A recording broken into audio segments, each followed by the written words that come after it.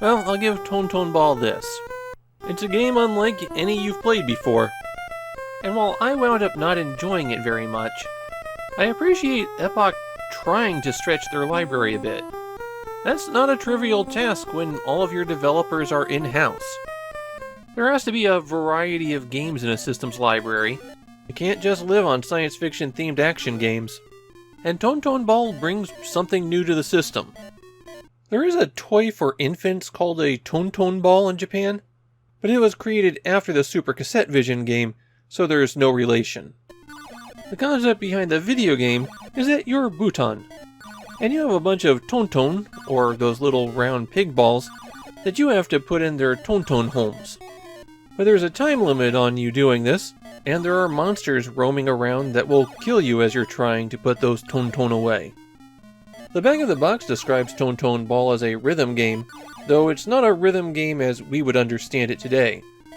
The way the system works is you walk into any of the pigs, and those bounce off of you. If you're holding down the left or right button, then you kick the pig when you bump into it, and it goes quite some distance. If it winds up in a house, then the pig locks into place. The pig can do a lot of other things depending on what it collides with. It can make the slot machine wheel spin. It can drop down these signs that say "Ton." And in both of those cases, you're just getting extra points. The pigs can roll down a hole and emerge somewhere else. And if they bump into a monster, they'll stun it for a few seconds. You're able to pass through a stunned monster, but they don't stay stunned for very long. They'll also change color as they're stunned, initially orange, and then red when they're about to move again. If the pig hits a ball, then it will pop. The balls block any movement through them, so this can clear a path for you and for monsters. And of course, the pigs can bounce off each other, making them careen in all sorts of directions. The monsters can also move the pigs around if they walk into them, but they never move the pig with much force, and if the pig bounces off something, the monster can wind up stunning themselves, over and over and over again. Getting a pig up against a solid surface is pretty much the worst scenario for you, because bumping into the pig will push it into that surface, which makes it bounce back and bump into you again. That will make the pig stop right where it started from. What you have to do is bump it and then get out of the way so that it can travel a little bit further. But the controls are so stiff in Tonton Ball that this is something that's easier said than done. You're going to spend a lot of time playing this game trying to move those balls away from the edge. There's a time limit on every stage. It's the marker inside the pig face. And if that timer runs out, then you lose a life.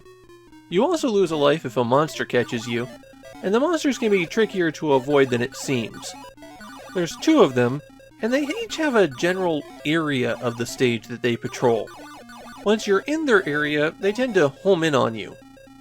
They're large enough that it's hard to slip past them, and it's very easy to get stuck on terrain. That makes it very easy to get trapped. The hitbox for the monster is actually smaller than the monster appears, so you can make some narrow escapes, but that can be awfully tight. Tonton Ball has 10 stages to play through, and the big difference between them is the layout of hazards. It's not like each stage has its own unique gimmick. There are 3 difficulty levels. On exercise difficulty, there are no monsters. You just have to shove the pigs around.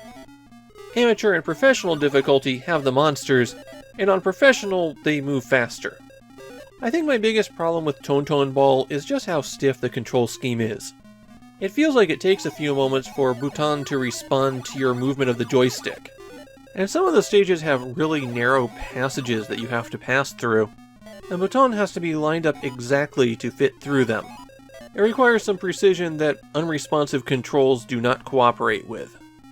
There's also a situation where I feel like the game concept doesn't really work with an 8-way joystick. The ball can only move in 8 directions. But for the bounce and rebound to be interesting, there have to be more angles to it. Maybe for things like the bumpers and the more gently sloped edges, the ball might have bounced at a different angle. For a game where the whole point is sending balls flying and watching them bounce around the screen, the bouncing isn't very good. I don't like being this down on Tonton Ball, Because I do appreciate that Epoch was trying to make a new style of arcade action game here. Okay, it plays like something that would be released in arcades in 1981, but the base concept isn't horrible. It's just not especially well implemented. The best thing I can say about Tonton Ball is that it's creative, but that's like giving it a gold star for effort.